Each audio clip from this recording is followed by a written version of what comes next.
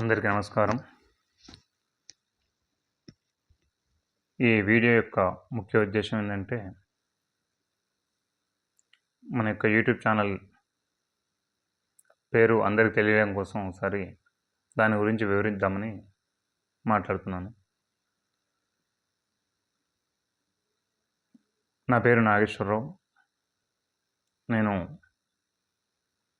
నల్గొండలో పానగల్ రోడ్లో రేణుకా ఎల్లమ్మ దేవస్థానం ఎదురుగా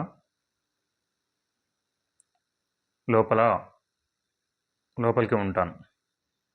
మా ఇంట్లో 10x10 పిరమిడ్ ధ్యాన కేంద్రం నిర్మించినాము. ఆ పిరమిడ్ ధ్యాన మందిరం యొక్క పేరు సంజీవని పిరమిడ్ ధ్యాన మందిరం.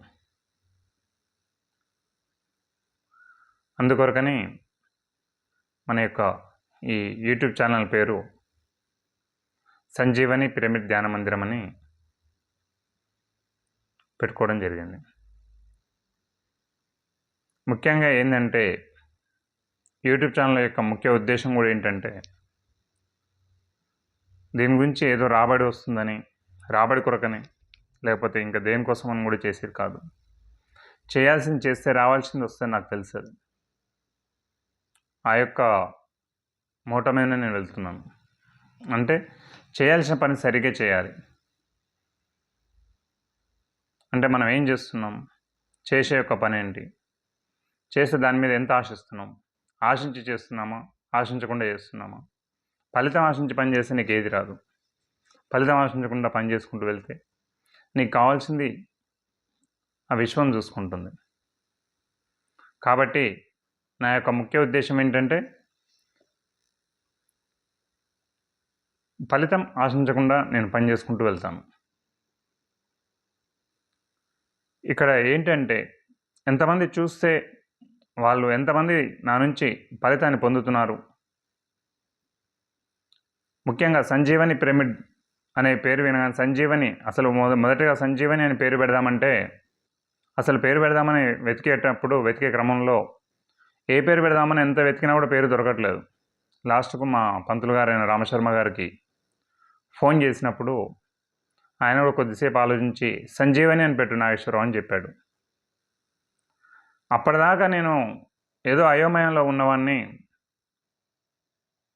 సంజీవని అంటే నాకే సంజీవని దొరికినంత ఆనందం, ఆహ్లాదం కలిగింది. సంజీవని మొక్క దొరికినంత ఆహ్లాదం కలిగింది. సంజీవని అంటే అందరికీ ఆరోగ్యం ఇచ్చే మొక్క, అంటే చనిపోయిన వారిని కూడా బ్రతికించే మొక్కనే అంటారు. అసలు సంజీవని అని పేరు వినగానే నాలో ఆనందం అనేది చాలా అంతు లేకుండా వచ్చింది నా లోపల. అందుకే నేను సంజీవని పిరమిడ్ ధ్యాన మందిరం అని పేరు పెట్టుకున్నాను. ఈ సంజీవని పిరమిడ్కి తగ్గట్టుగా నేను కూడా ఎక్కువ అనారోగ్య సమస్యల నుంచి చాలా బాధపడ్డాను. మొదటగా అనారోగ్య సమస్యల్లో నేను చాలా బాధపడ్డాను. ఆ యొక్క అనారోగ్య సమస్యలు ఏంటంటే, నాకు బ్యాక్ పెయిన్ ఉంది, సైనస్ ఉంది, ఎలర్జీ ఉంది, పైల్స్ ఉన్నాయి, అన్నీ ఉండే. ఇవన్నిటినీ నేను ఒకప్పుడు వీటిని తగ్గించుకోవడం కోసం ఎన్నో టాబ్లెట్లు వాడాను, ఎంతగానో తిరిగాను, ఎంతో ఇబ్బంది కూడా పడ్డాను. వీటి వల్ల ఇబ్బంది పడి చాలా తిరిగి ఇంకా డబ్బులు కూడా బాగా ఖర్చు పెట్టి విసిగిపోయి ఇంకా దీన్ని వదిలిపెట్టడమే సరైన మార్గం అని తెలుసుకున్నాను.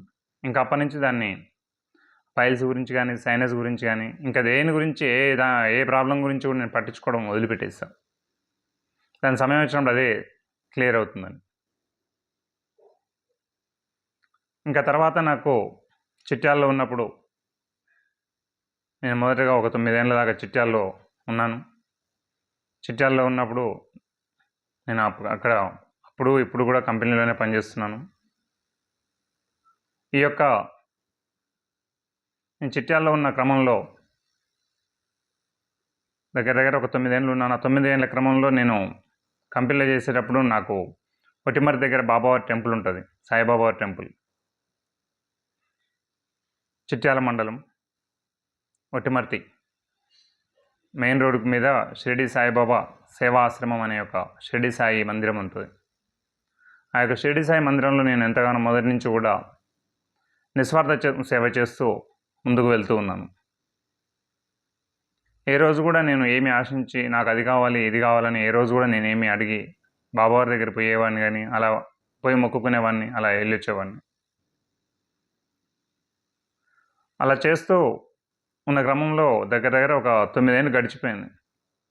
2017లో మా పెద్దమ్మాయి చదువు గురించని, అంటే ఇద్దరు అమ్మాయిల చదువుల గురించని మెయిన్గా పెద్దమ్మాయి 8th క్లాస్కి వచ్చింది. పెద్దమ్మాయి చదువు కోసం అని చెప్పి నేను నల్గొండకు రావడం జరిగింది, చదువులు బాగుంటాయని. ఆ చదివించడం కోసం నల్గొండకు వచ్చాను.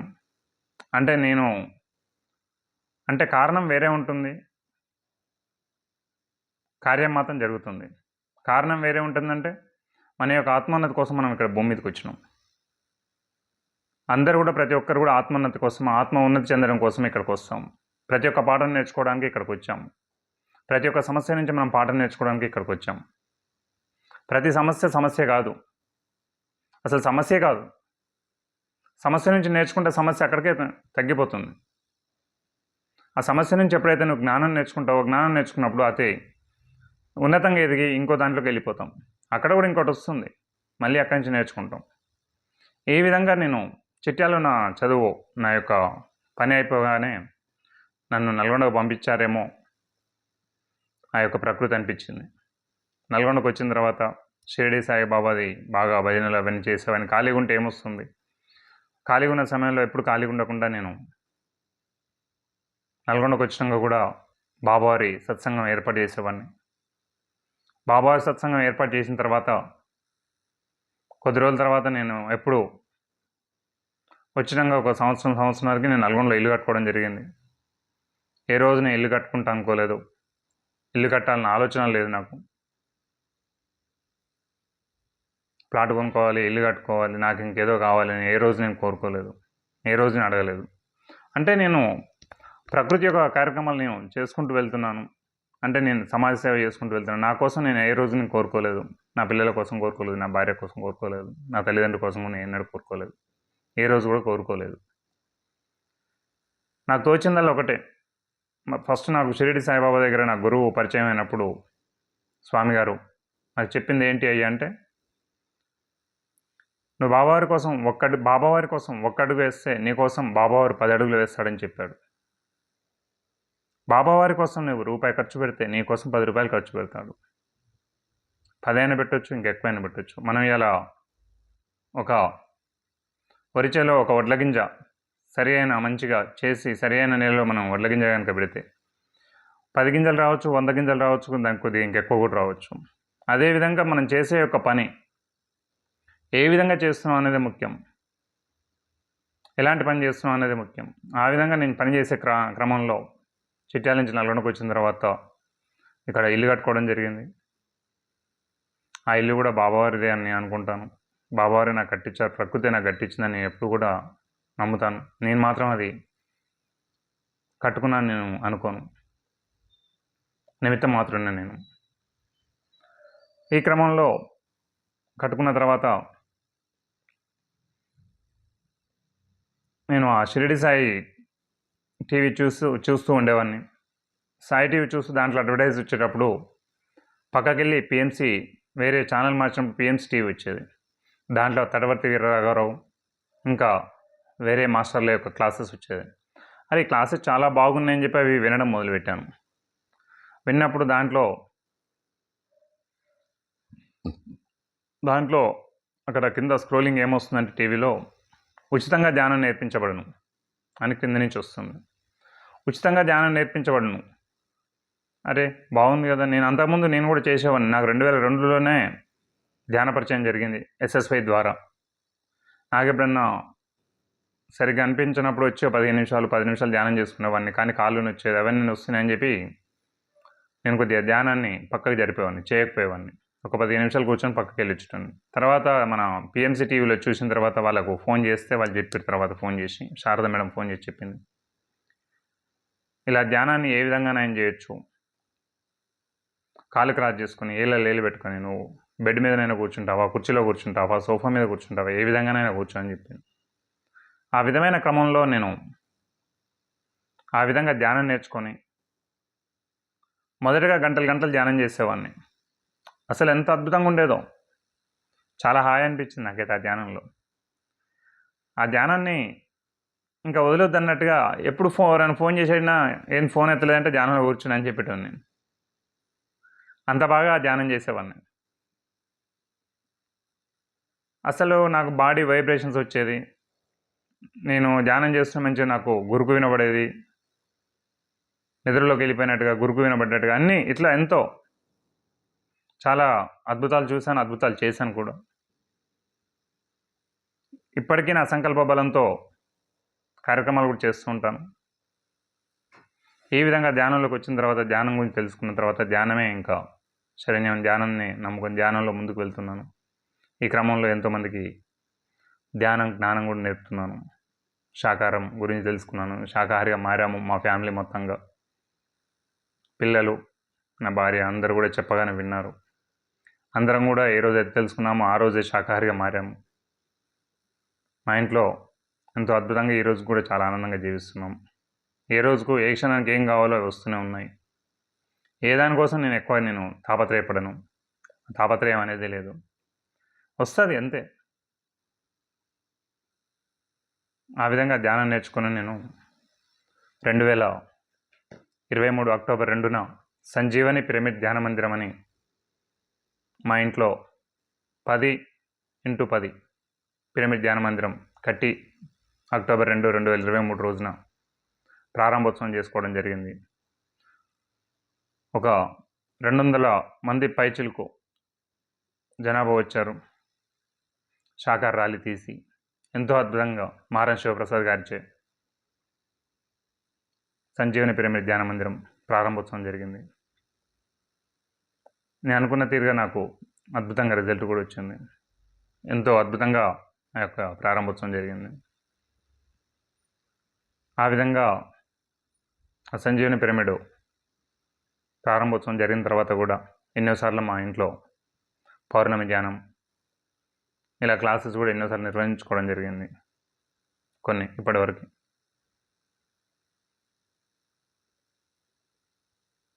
ఈ సంజీవని పిరమిడ్ ధ్యాన మందిరం నుంచి నేను అందించవలసింది ఎక్కువ ఏంటంటే, నాకు అనిపించింది చాలామంది అనారోగ్యాల నుంచి ఎక్కువ బాధపడుతుంటారు.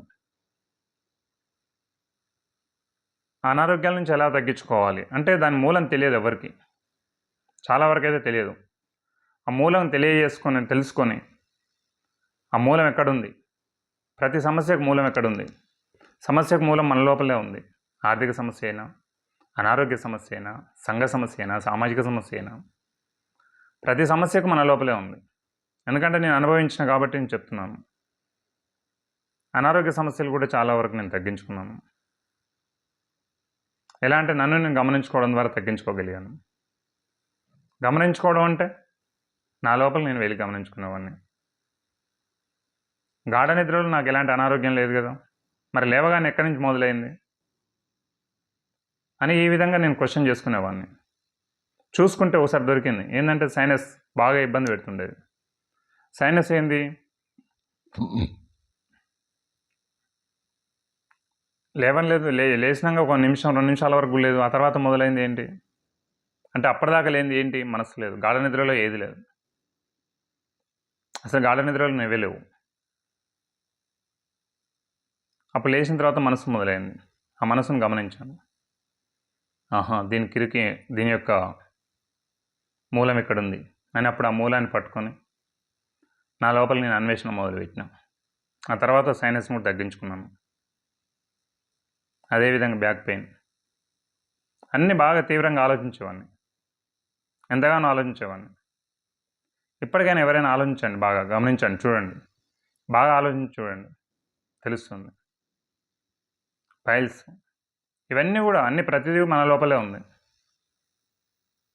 ప్రతి అనారోగ్యానికి మన లోపలే ఉంది కారణం. దాన్ని వెతకాలి. అసలు ఎక్కడి నుంచి మొదలైంది ఇది? ప్రతిదానికి కూడా నీ లోపలే ఉంది.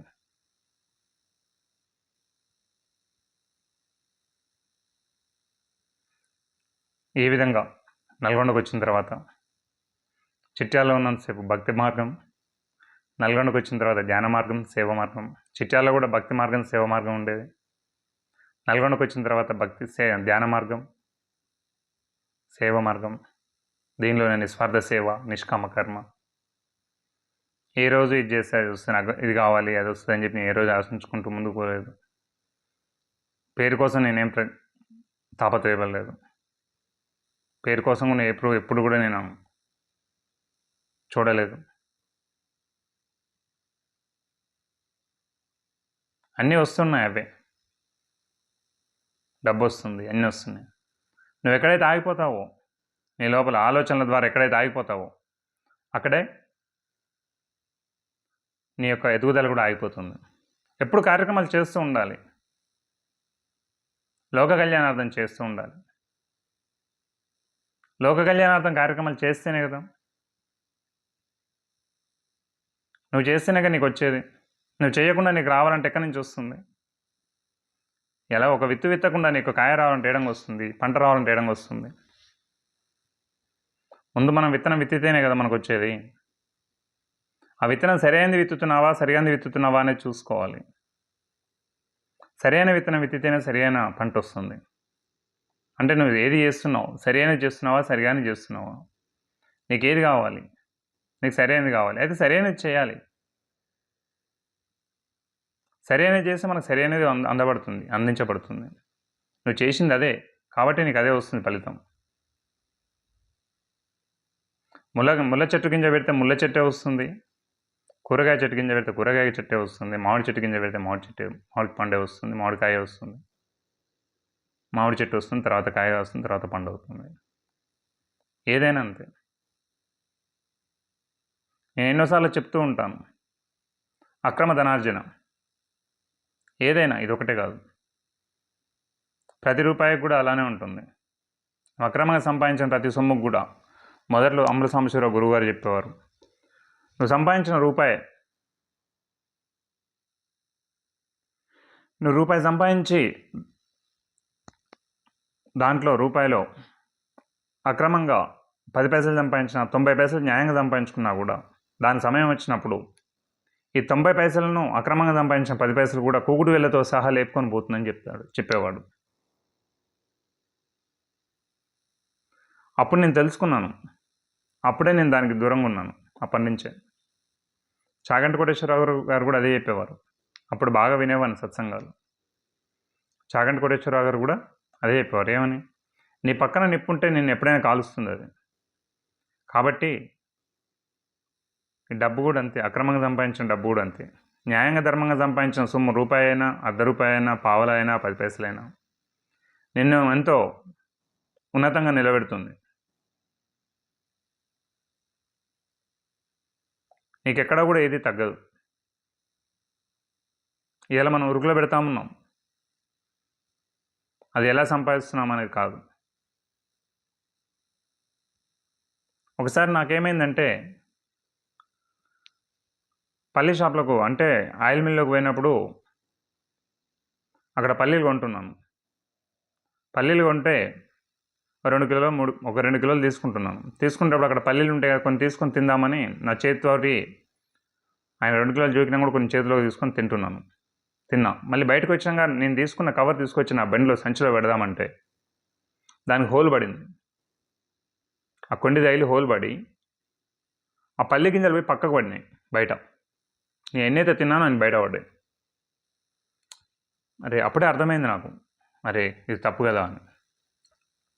అది తెలుసుకున్నాక మళ్ళీ తర్వాత కొద్ది రోజులకు 15 రోజులకు 20 రోజులకు అప్పుడు షాప్ ఉండే, కిరాణా షాప్ ఉండే ఇప్పుడు లేదు.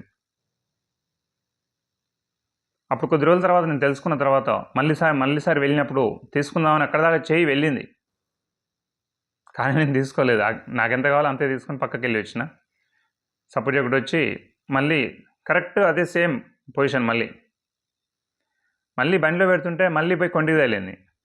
ఈసారి ఏమైంది, అప్పుడు కింద పడ్డాయి, ఈసారి నా సంచిలోనే పడ్డాయి. నేను చూసిన నా కళ్ళారా ప్రాక్టికల్గా. అప్పుడు నాకు అనిపించింది నేను తీసుకోలే కదా, అందుకని నాకు ఇక్కడ మళ్ళీ ఎమ్మటే ప్రాక్టికల్ చూపించింది. అంటే నీ సొమ్ము నీ దగ్గరే ఉంటుంది.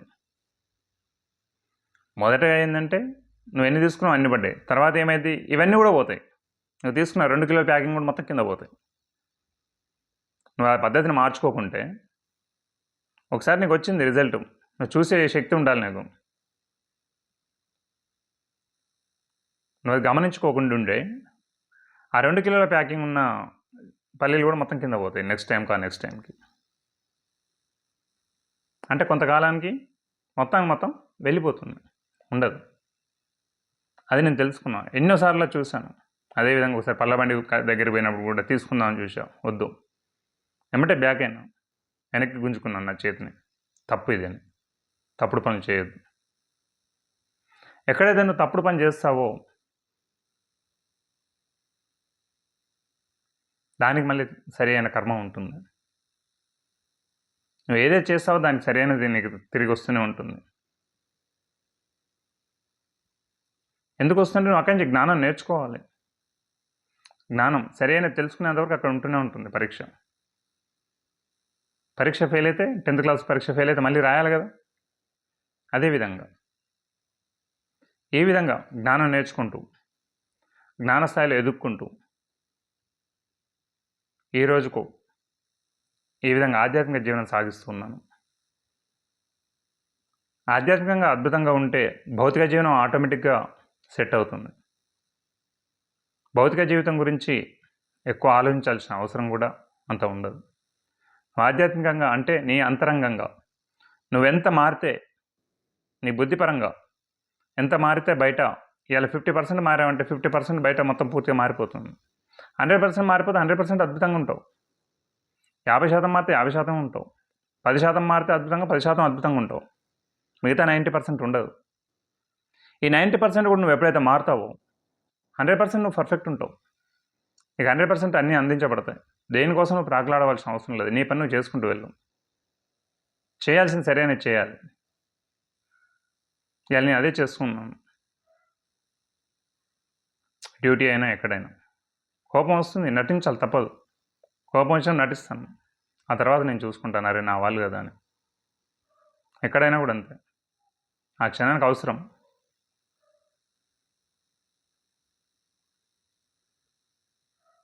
ఈ విధంగా నా జీవనయానం సాగిస్తున్నాను. ఈ రోజుకు ఆదివారం వస్తే శాకాహార ర్యాలీలు చేసుకుంటాం, ధ్యానం గురించి చెప్తాం, ఎవరికైనా అనారోగ్య సమస్యలు ఉన్న వాటి గురించి చర్చించి చెప్తాను. నా నుంచి ఎంత వీలైతే అంత సమాజానికి నేను సేవ అందిస్తూనే ఉంటాను. నా కోసం నేనేమీ ఆలోచించుకోను ఎక్కువ.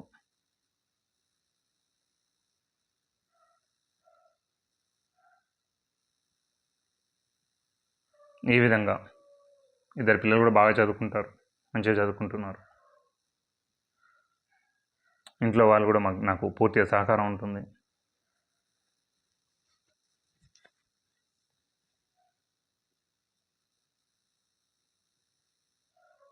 ఈ విధంగా మనము సంజీవని పిరమిడ్ ద్వారా ఇంకా మీరు ఎన్నో తెలుసుకోవాలని, నా ద్వారా నాకు తెలిసిన జ్ఞానం మీకు ఎప్పటికప్పుడు ఏదో ఒక రూపేణ అది రిపీట్ అయినా కావచ్చు, కానీ దాని ద్వారా ఇంకో జ్ఞానం మీకు ఏదో అందేది ఉంటుంది. కాబట్టి ఆ జ్ఞానం మీరు తీసుకోండి. ఇది నాకు చెప్పారు కదా అని అనుకోవద్దు.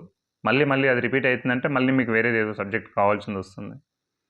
నాకు అవసరమైనప్పుడల్లా, నేను అనుకున్నప్పుడల్లా నేను ఏదో ఒక రకంగా ఏదో ఒక వీడియో చేస్తూనే ఉంటాను. నా స్వలాభం కోసం కాదు, లాభాపేక్ష ఆశించి కాదు. దాని నుంచి మీరు ఎంతమంది లాభం పొందితే నాకు అంత ఆనందంగా ఉంటుంది. అదే మీరు నాకు ఇచ్చేది.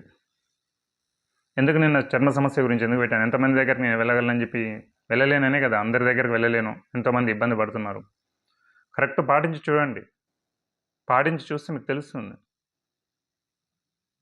ఒక్కొక్కరికి ఒక్కొక్క సమస్య, ప్రతిదానికి బయట ఉన్న సమస్యకి నీ లోపల సమస్య బయట ఖచ్చితంగా ఉంటుంది, నీ లోపలనే దొరుకుతుంది. అది చర్మ సమస్యను అందుకే పెట్టాను. అది ఆచరించి చూస్తే మీకు తెలుస్తుంది. ఆ రిజల్ట్ చూడండి, దాంట్లో మెసేజ్ పెట్టండి కింద. ఆ యొక్క రిజల్ట్ ఆశించి చూసి మీరు పాటించి 1 ఆర్ 2 డేస్‌లో తగ్గిపోతుంది పూర్తిగా. మీరు ఎప్పుడైతే ఆ కోపాన్ని తగ్గించుకుంటారో, కోపాన్ని మించి శాంతంగా ఉండి అంతకుముందు ఏ విధంగా జీవితం జీవిస్తున్నారో, ఆ విధంగా ఉంటే ఆటోమేటిక్‌గా ఎమ్మటే రిలీజ్ అయిపోతుంది అది మీ నుంచి. అలా మీరు చేయండి. చేసి మీరు మీ యొక్క అనుభవాన్ని దాంట్లో కింద మెసేజ్ రూపంలో పెట్టండి. మీకు తగ్గితే నాకు అంతే ఆనందం. అదే ఆనందం. మీరు హ్యాపీగా ఉన్నారంటే నాకు చాలా ఆనందం. ఎవరికైనా తగ్గిందంటే నాకు చాలా ఆనందం.